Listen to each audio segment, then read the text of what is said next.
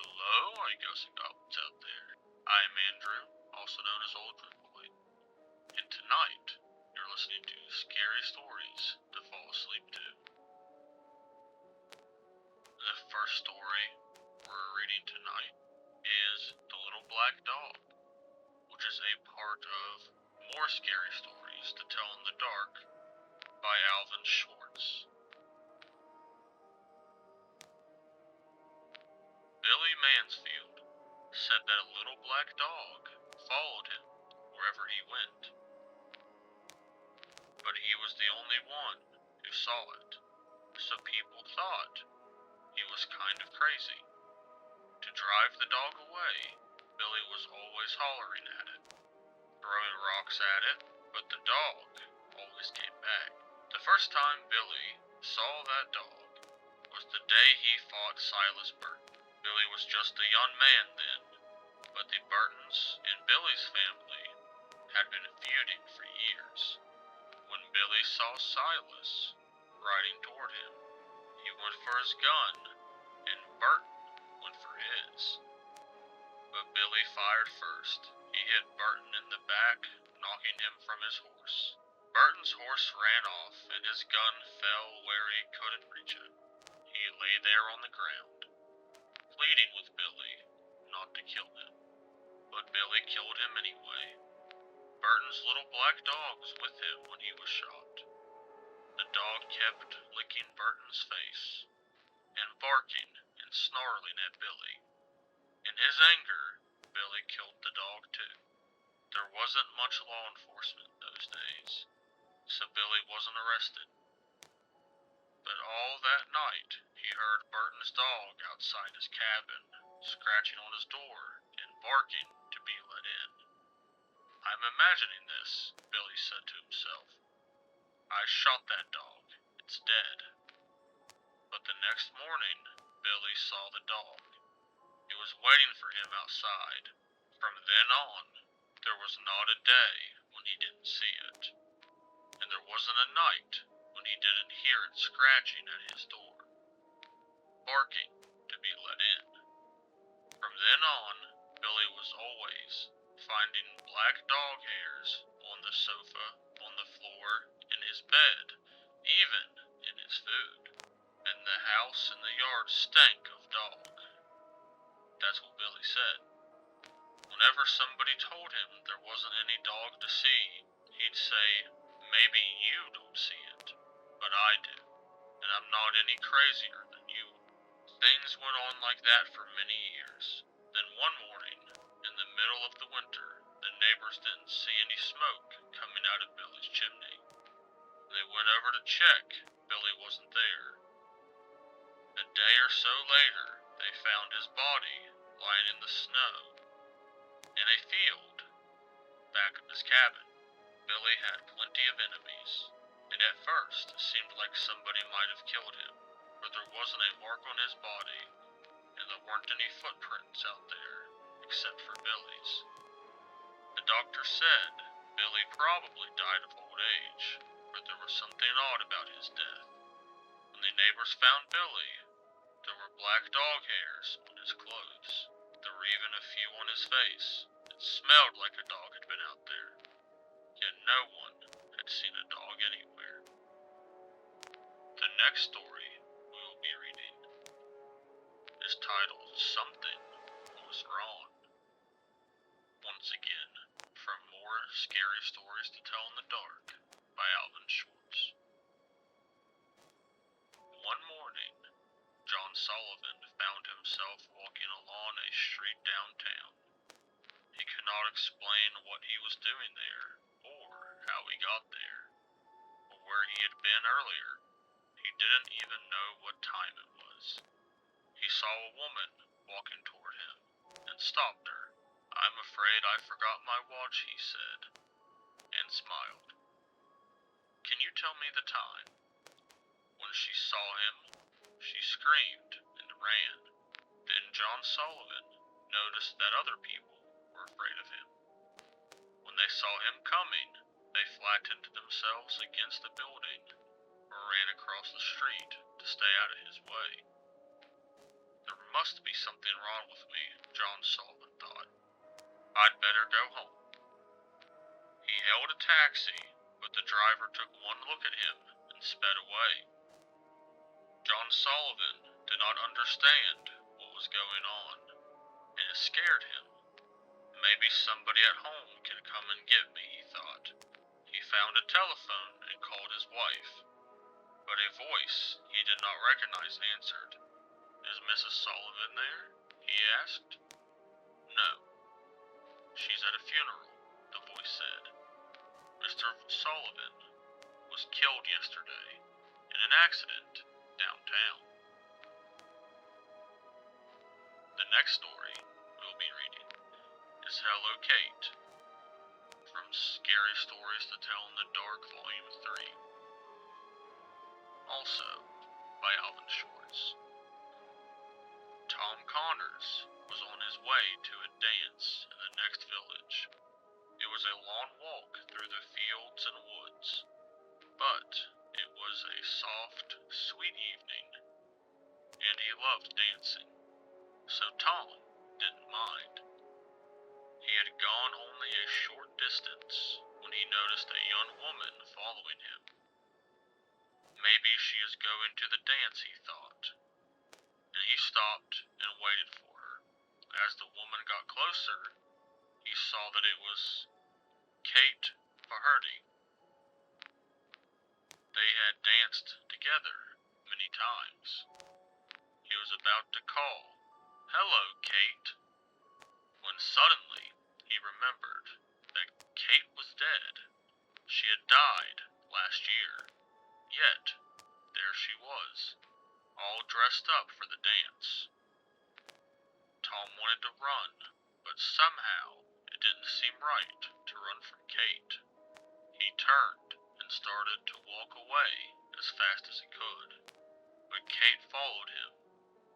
He took a shortcut across a field, but still she followed. When he got to the dance hall, she was right behind him. There were a lot of people standing outside, and Tom tried to lose Kate in the crowd. He worked his way to the side of the building, then squeezed up against the wall behind some people, but Kate followed. She came so close she brushed up against him. Then she stopped and waited. He wanted to say, "Hello, Kate," just the way he did when she was alive, but he was so frightened he couldn't speak. Her eyes looked into his eyes, and she vanished. The next story we'll be reading is Footsteps, which is also from Scary Stories 3. More tales to chill your bones. Also by Alvin Schwartz. Liz was doing her homework at the dining room table. Her younger sister Sarah was asleep upstairs. Their mother was out, but she was expected back at any minute.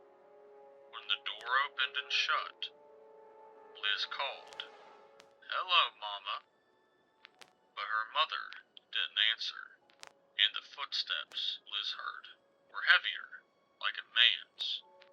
"Who's there?" she called. No one replied. She heard whoever it was walk through the living room, then up the stairs to the second floor. The footsteps moved from one bedroom to another. Again, Liz called, "Who's there?" The footsteps stopped. Then she thought, "Oh my God, Sarah's in her bedroom." She ran upstairs to Sarah's room. Only Sarah was there, and she was asleep. Liz looked in the other rooms, but found no one. She went back down to the dining room, scared out of her wits. Soon, she heard the footsteps again. They were coming down the stairs into the living room. Now, they went to the kitchen, and the door between the kitchen and the dining room slowly began to open. "Get out!" Liz screamed. The door slowly closed. The footsteps moved out of the kitchen through the living room toward the front door. The door opened and shut. Liz ran to the window to see who it was.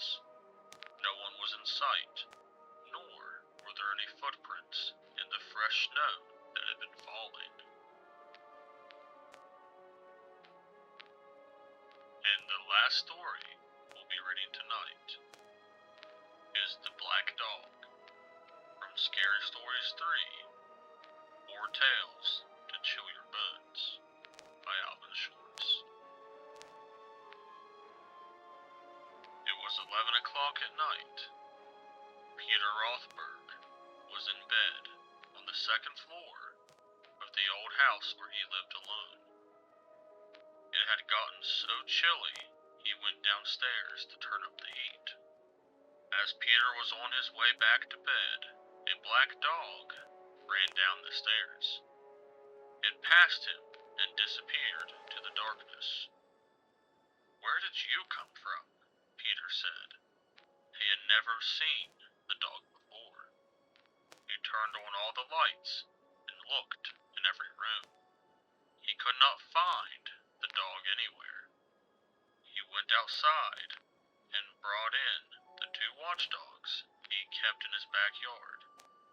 But they acted as if they were the only ones in the house. The next night, again at 11 o'clock, Peter was in his bedroom. He heard what sounded like a dog walking around in the room above him. He dashed upstairs and threw open the door. The room was empty. He looked under the bed. He looked in the closet. Nothing. But when he got back to his bedroom, he heard a dog running down the stairs. It was the black dog. He tried to follow it, but again, he could not find where it had gone. From then on, every night at 11, Peter heard the dog walking in the room above him. The room was always empty. But after he left, the dog would come out of hiding, run down the stairs, and disappear. One night, Peter's neighbor waited with him for the dog. At the usual time, they heard it above them, and they heard it on the stairs. And when they ran out into the hall, it was standing at the foot of the stairs, looking up at them. The neighbor whistled, and the dog wagged its tail. Then it was gone. Things went on this way until the night Peter decided to bring his watchdogs into the house again. Maybe this time they would find the black dog and drive it away. Just before 11, he took them up to his bedroom and left the door open. Then he heard the black dog moving around above him. His dogs pricked up their ears and ran to the door. Suddenly, they bared their teeth and snarled and backed away. Peter could not see the black dog or hear it, but he was sure that it had entered his room. His dogs barked and snapped. They darted forward nervously, then backed away again. Suddenly, one of them yelped. It began bleeding, then dropped to the floor, its neck torn open. A minute later, it was dead. Peter's other dog backed into a corner, whimpering. Then everything was still. The next night, Peter's neighbor came back with a pistol. Again, they waited in his bedroom. At 11 o'clock, the black dog came down the stairs. As before, it looked up at them and wagged its tail. When they started toward it with the pistol, it growled and disappeared. That was the last Peter saw of the black dog. But it did not mean that the dog was gone. Now and then, always at 11, he heard it moving around above him. Once he heard it running down the stairs. He never managed to see it again, but he knew that it was there.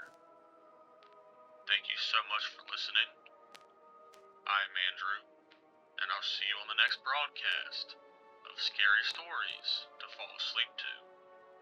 Stay safe out there.